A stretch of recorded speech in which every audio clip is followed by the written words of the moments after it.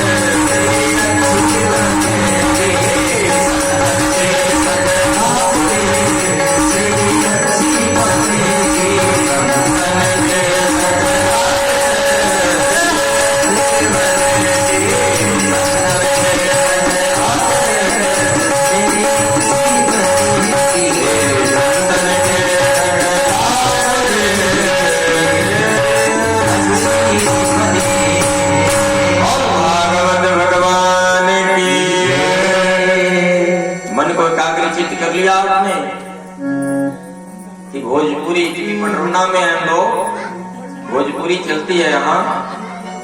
अरे मनवा बापा के बाजार में भुलाइल। किस बाजार में? पडरौना में स्थिर एकाग्रचित होकर कथा का रसास्वादन करें। सुखदेव जी महाराज परीक्षित जी के समीपस्थ विराजमान हैं और महाराज परीक्षित से उनके श्राप का कारण सब कुछ जानते हैं। और इधर अभी महाभारत का भी अंत नहीं हुआ है। एक मंत्री जिनका नाम विदुर जी, दासी पुत्र विदुर जी, दासी के पुत्र हैं विदुर जी, और बहुत ही चतुर, बहुत ही बुद्धिमान, और हर राज्य में, और हर राज्य में नहीं बल्कि हर परिवार में एक ऐसे लोग होते हैं जो चतुर होते हैं, चालाक होते हैं, होशियार होते हैं, जिनसे घर की सीमा चलती है, घर का विकास होता है। या परिवार में कुछ बहुएं ऐसी होती हैं, सासू मैया उन्हीं से ज्यादा राय लेती हैं। तो यदि घर में दो बहुएं हैं, एक बहू से ज्यादा सासू जी राय लेने लगी, पूछने लगी, तो दूसरी बहू जो है वो नाराज होती हैं, कहती हैं कि केवल उन्हीं से बात हो रही है, कि आदर सम्मान सब कुछ उन्हीं को है। सासू मैया लग रहा है कि अपना पूरा जो आभूषण है अपने बाद उन्हीं को उसको धारण कराएंगी, हमें तो कुछ मिलने वाला नहीं है। यदि ऐसा नहीं, माता पिता तो सबके लिए बराबर होते हैं, और सासू माँ के लिए तो जैसी बेटी है वैसी उनकी बहू है। हाँ, ये है कि घर में जो थोड़ा होशियार होता है उसी से बात विमर्श लिया जाता है। ऐसा ही है, बस वो हमारे हम सभी के मन का एक भ्रम है कि सासू माँ बड़ी वाली को ज्यादा मानती है, छोटी वाली को ज्यादा मानती है। ऐसा नहीं।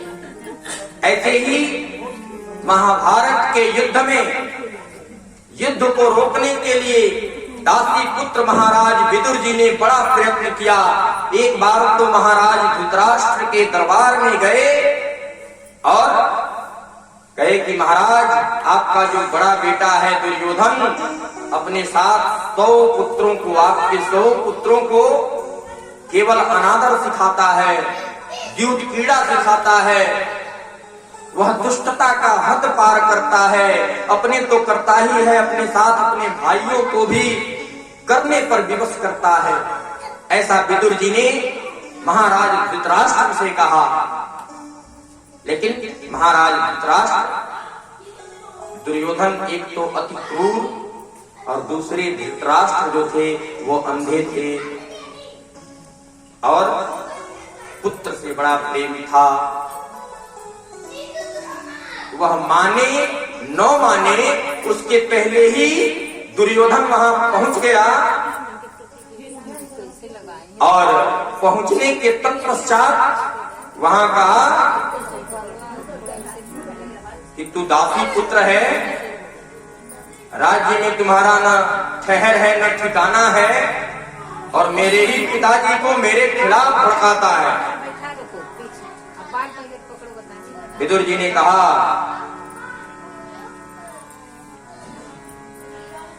बोल भागवत भगवान की जय। अभी कन्हैया जी का प्रादुर्भाव कल है, गोविंद का प्रादुर्भाव, बड़ा ही अच्छा समय कल है, बृहस्पतिवार। बृहस्पतिवार माताएं बहनें सभी बृहस्पतिवार को भगवान नारायण का व्रत रखती हैं। कितना बढ़िया समय है कि कल कथा के बीच में बृहस्पतिवार 5वें दिवस आ रहा है, और हम कल जन्मोत्सव मनाएंगे। और आने के पहले ही कन्हैया ने अपने मैया को दर्शन दिया था, तो जो भी यहाँ मैया बैठी हैं उनके सामने थोड़ा उथल पुथल कन्हैया जी का हो रहा है। इसमें कोई बात नहीं, जब सही सोचेंगे तो सही होगा। बोल भागवत भगवान की जय। दोनों पक्ष में धर्मराज थे। पांडवों के पक्ष में युधिष्ठिर, महाराज युधिष्ठिर जी धर्मराज थे, और कौरवों के पक्ष में विदुर जी धर्मयोग थे। लेकिन दुर्योधन ने एक न सुनी, विदुर जी को फटकार दिया, यहां तक कि हाथ में उठा दिया। और जब हाथ उठाया, विदुर जी क्षमा याचना करते हुए कि हे दुर्योधन, अब जो होगा सो देखा जाएगा।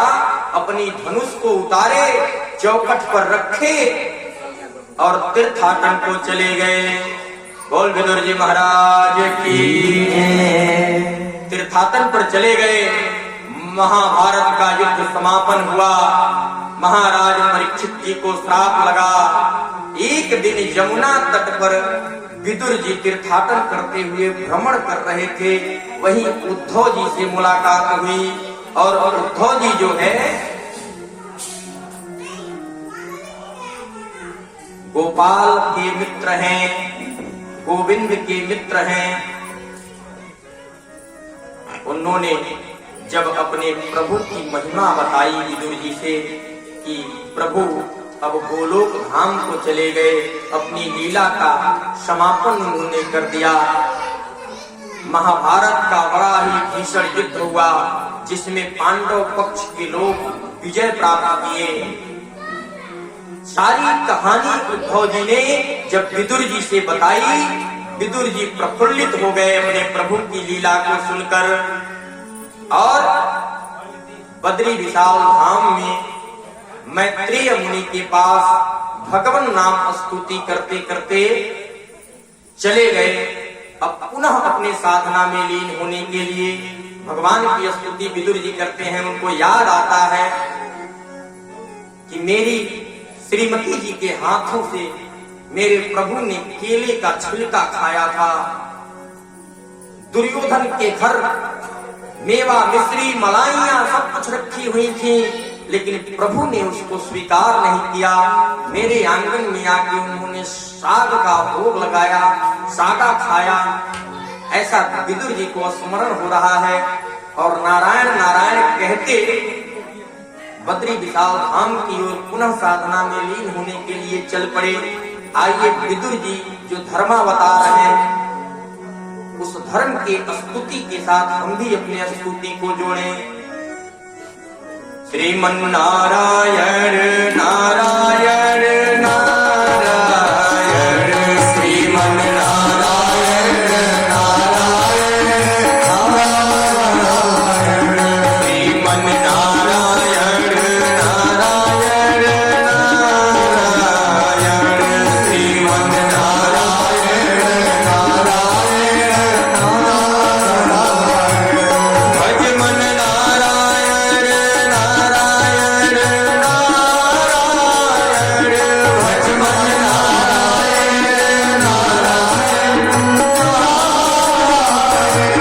भज मन नारायण नारायण नारायण, भज मन नारायण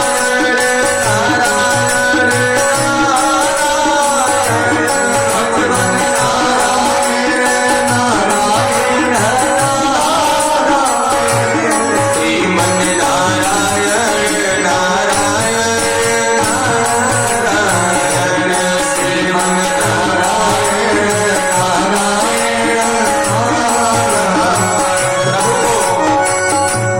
प्रभु जी को, प्रभु के किए हुए लीलाओं को स्मरण विदुर जी कर रहे हैं। उनको याद आ रहा है कि प्रभु जी मेरे घर भोग लगाए, और जिस दिन भोग लगाए उस दिन तो मेरे घर कुछ भी नहीं था। दुर्योधन घर में त्यागी,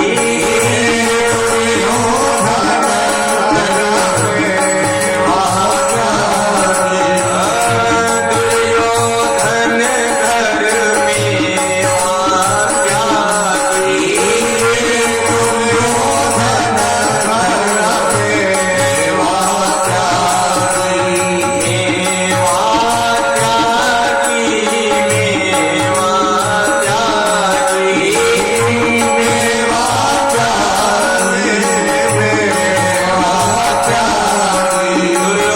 घर में मेवा का त्याग किया।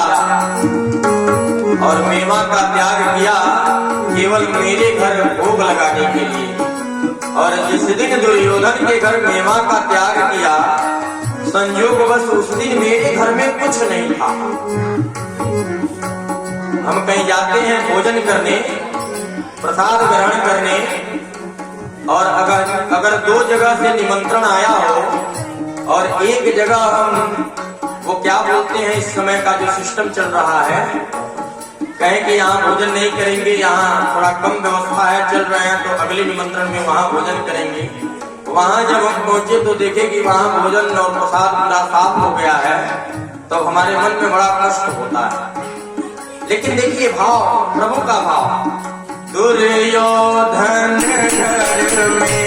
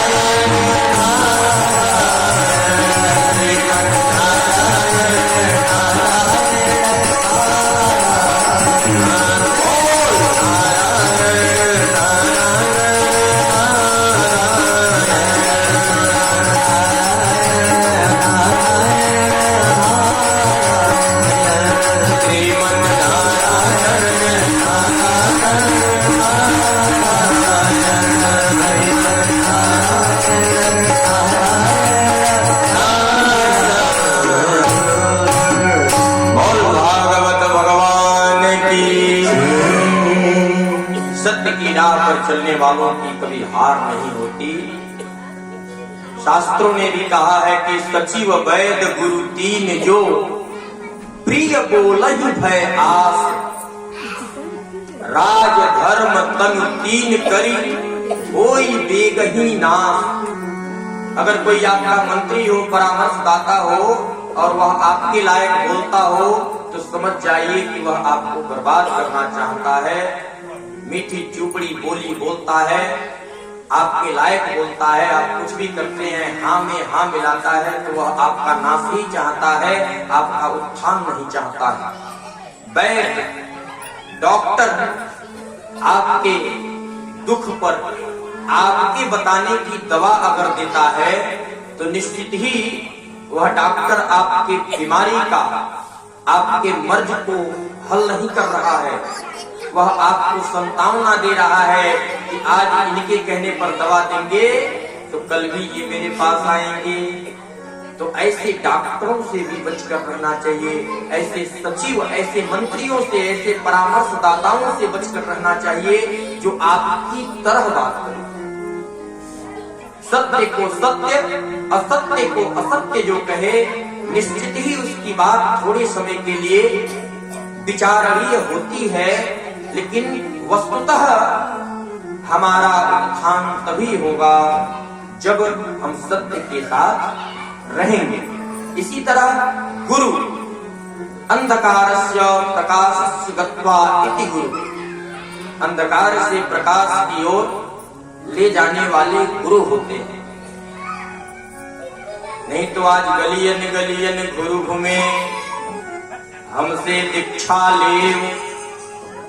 थोड़ा सा प्रथम दिवस की कथा में मैंने बताया था, गलियन गलियन गुरु घूमे हमसे दीक्षा ले, छठे महीना आयाम तो धोती कुर्ता दे।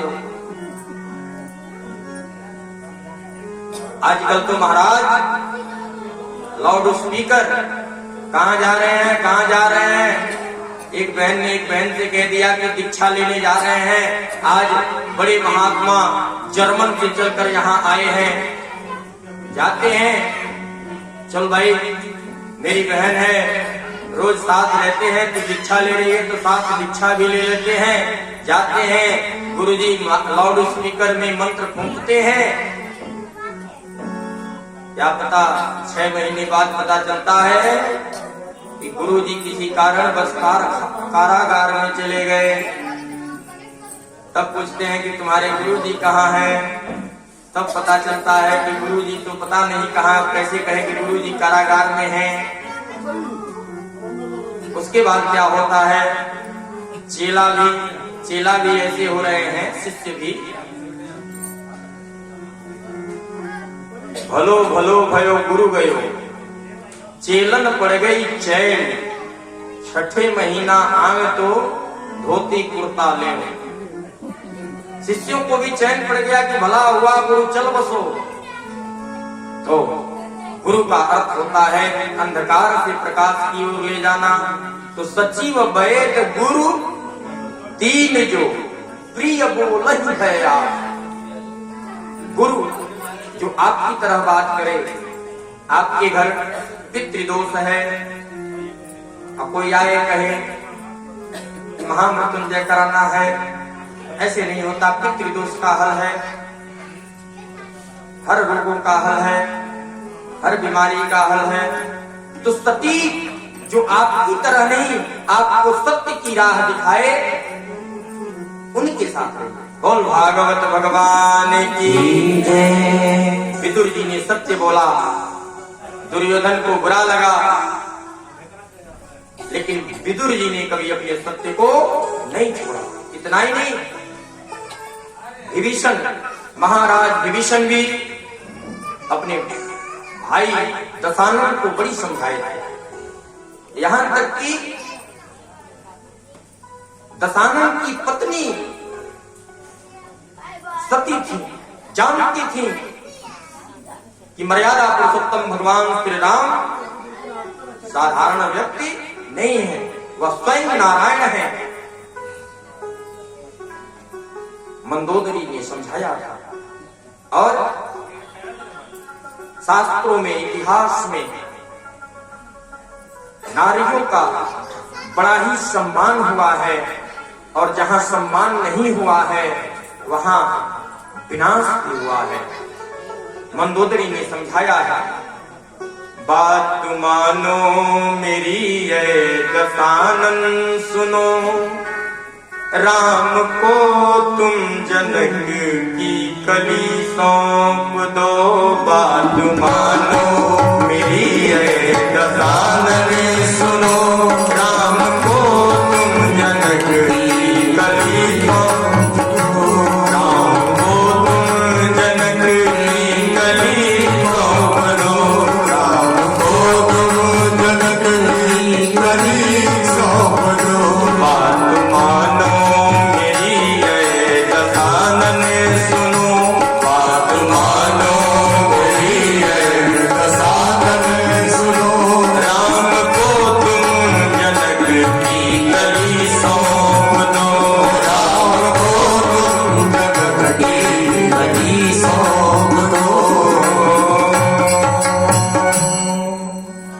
बात मानो दशानन सुनो, राम को तुम जनक की कली सौंप दो।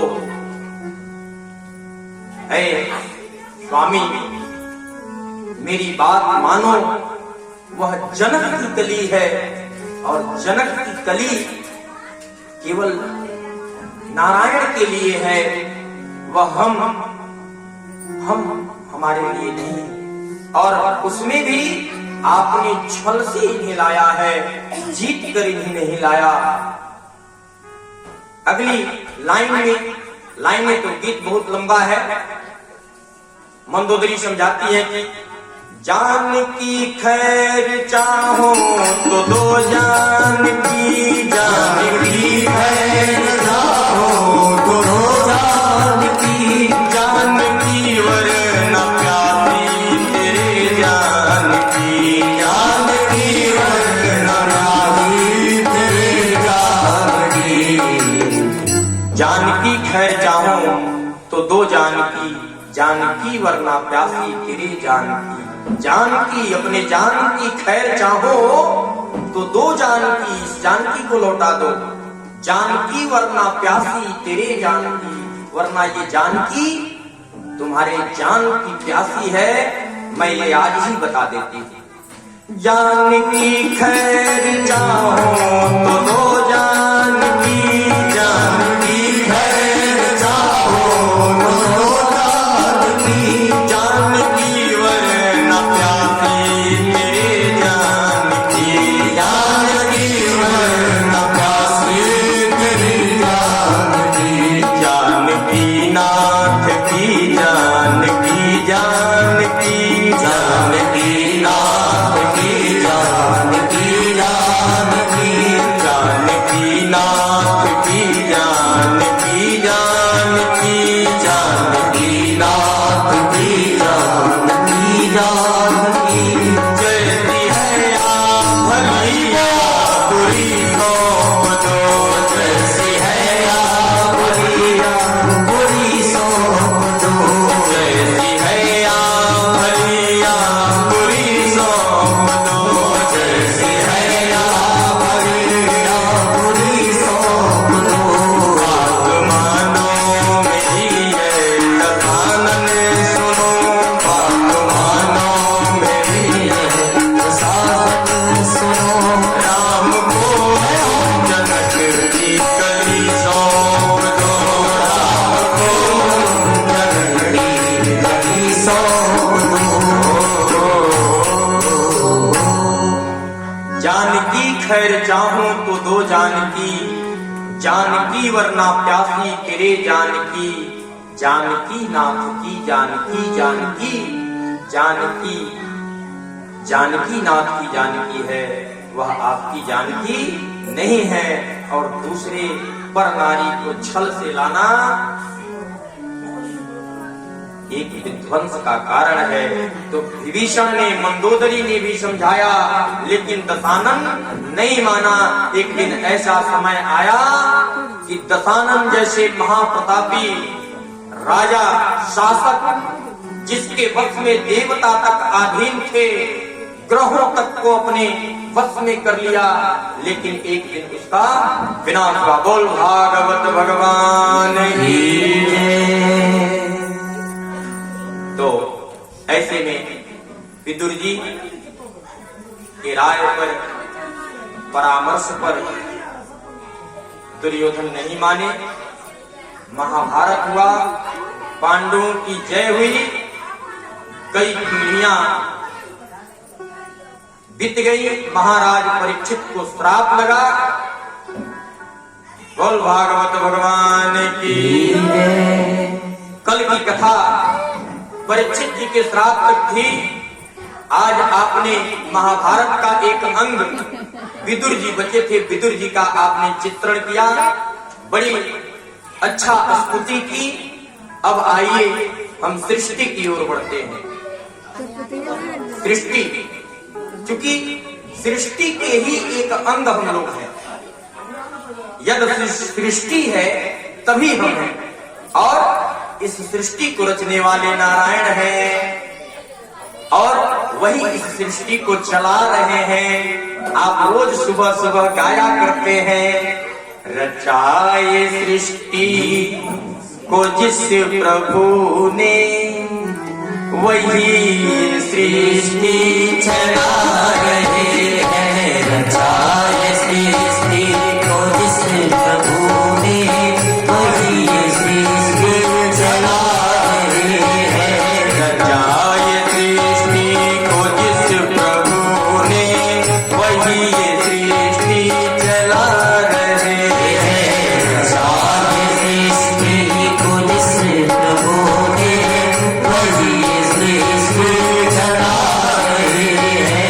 जो पेड़ हमने लगाया पहले, जो पेड़ हमने लगाया पहले, जो पेड़ हमने लगाया पहले, जो पेड़ हमने लगाया पहले, उसी के भक्त गोपाल जी, आपके पूर्वज पितृ यदि पुण्य नहीं किए होते तो आज शायद श्रीमद् भागवत कथा का आनंद आप नहीं प्राप्त कर रहे होते। उन लोगों ने आपको धर्म नहीं बताया होता तो आप धर्मी नहीं बने होते। तो ये पूर्वजों का प्रताप है। यदि आज के बच्चे अपने माँ बाप को बड़े तेज स्वर में बोल देते हैं, लेकिन सोचिए कि पडरौना के इस पवित्र भूमि को अगर थोड़ा सा भी उन लोगों ने दाएं या बाएं कर दिया होता तो क्या आपका बॉबी गारमेंट चलता? आज आप यहाँ बैठ के कथा श्रवण कर रहे होते। मर्यादा पुरुषोत्तम भगवान श्री राम धनुष तोड़ने जाते हैं तो जितने योद्धा उसके पहले धनुष तोड़ने गए, कोई योद्धा तो ऐसा था जो एक योद्धा जा रहा था धनुष तोड़ने, उसका गला पकड़ा, उठा के पटक दिया कि तू पहले मत जा, मैं पहले जाऊंगा। उसे ये पता था कि कहीं पहले ये जाए तो पहले ये उठा लेगा तो जानकी से इसका पहले विवाह हो जाएगा, मैं पीछे हो जाऊंगा। न पूजा किए न धर्म किए, दौड़े एक को पटके और बड़े धनुष की ओर। जब धनुष उठी नहीं, मुख में कालिख लगाई, लौट के आके सर नीचे करके अपने आसन पर बैठ गए। लेकिन मर्यादा पुरुषोत्तम भगवान श्री राम ने ये नहीं किया।